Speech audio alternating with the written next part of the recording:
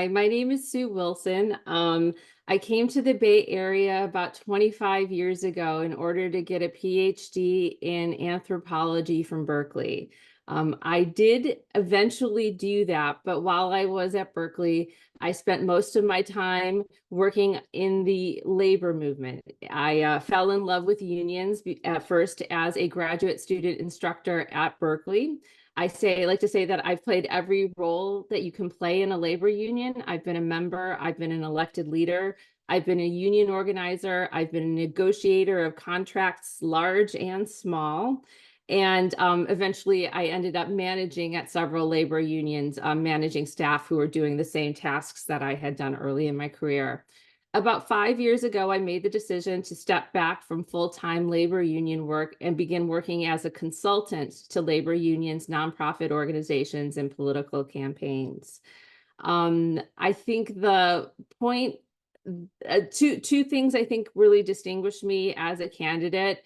One is this lifelong commitment to helping working families by not just providing services to them, but also by organizing all of us so that we can build our power and really push for the improvements that we all need and deserve. That's been my background my whole life. That's what I bring to the labor movement and to politics and to the nonprofits that I help manage.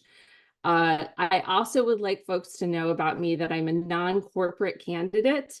That means that I take no contributions from corporations, businesses, business promoting organizations. The reason that I do that is I do think Richmond, like many cities, has had a history where corporations have had too much influence over our decision making. And so I would like my decisions not to be influenced by the relationships that I have with the various corporations operating in Richmond, including and maybe especially Chevron. You'll learn more about my positions in my answers to the questions that are coming. But I also wanted to emphasize that I live in Richmond because I love it. I choose to live here. I think we have the best people in the world, and we have really a lot of bold leadership, which many of you are involved in. And I think together we can continue to make the city a better place. Thank you. Thank you. All right. District 5 is particularly vulnerable to sea level rise, which threatens contaminated sites along the shoreline. What is your plan to address the environmental and public health risks posed by these sites, and how would you involve the community in the efforts? Thank you. Sue Wilson. Hi, so we have a huge opportunity here. One thing we know and love about Richmond is that our community has more shoreline than any other city here in the East Bay. And I think that puts a huge responsibility to our city government to take the lead in policies and programs that will help address the very real fact of sea level rise. I do think, however, I want to emphasize that it has to be a regional solution. I don't think right now there's enough being done to coordinate the activity of the cities, the counties, and the various organizations that are charged with helping address the issue of sea level rise.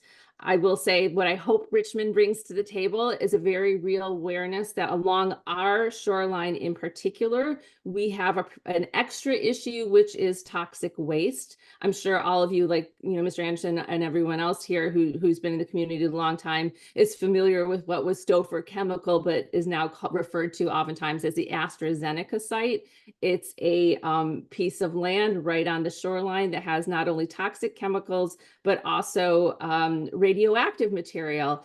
And environmental researchers for the government and nonprofit agencies are documenting that this material is starting to go down towards the groundwater and leach out to the bay. So I think a full cleanup of all of these sites right now, AstraZeneca is not slated for a full cleanup. It's slated to be capped and for housing to build on. I oppose that plan. So a full cleanup of the toxic waste site. And I think also a commitment to not develop the areas along the shoreline, because we need to be able to employ there's natural solutions, things like eelgrass and stuff that helps control it. But if we're building condos right on the water, we're not going to be able to do that. Lastly, I think globally, we need to get out of the fossil fuel industry, because really the reason the sea levels are rising Sorry, I set my own timer and I cut myself off.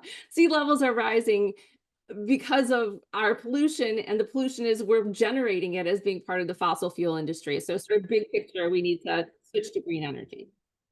Okay. Um, Back to Ahmad. How do you intend to work with state and federal agencies to secure funding and resources for mitigating the impacts of sea level rise on these contaminated sites within District 5? You're muted. One of the things I think most people, especially those of you living in Richmond, know is that Richmond has an incredible opportunity in the coming 10 years, and certainly starting, it's going to be a huge responsibility of the next city council. Our current city council, which includes folks on this call, did an incredible job of pushing Chevron to agree to pay over $500 million in the next 10 years to our tax, to our budget, a new revenue base in lieu of going forward with a plan to tax them. The city has agreed to settle this issue with Richmond, which creates $50 million for the first 5 years into our budget and $60 million. One of the things that I think is huge is that the next city council take a large portion of this money and designate it for environmental cleanup and just transition. And so one of the things I'd like to see is more of the work on the shoreline and in other environmental issues. Right now, we heavily rely on community organizations, which is incredible and great. They do a wonderful job. This is not a criticism of them or a desire to cut them out of the process. But I think that Richmond, the city, should take some of this extra revenue that we just secured from Chevron. We made the polluter pay, and we should take that and create a department, a designated department that's really working on environmental cleanup, including these shoreline activities. And that is the tool I think we need in Richmond to adequately interface with the federal government, the state, this county, other cities, because as I said, the actual solution will be regional, but rather than it being sort of just an assignment of occasional, occasional staff members, I think we need to invest in a whole department of it because it's that important. Okay. So for this, we're going to have Sue go first. The closure of Steege Elementary has impacted many families in District 5. What are your plans to ensure that the students displaced by this closure receive the wraparound services they need, such as counseling, tutoring, and after-school programs? So as an aside, or maybe an important comment, I think one of the things that we need to do, in addition to making sure the students have the support and the wraparound services, is to really look at the failure of leadership that I think led us to the situation in Steege.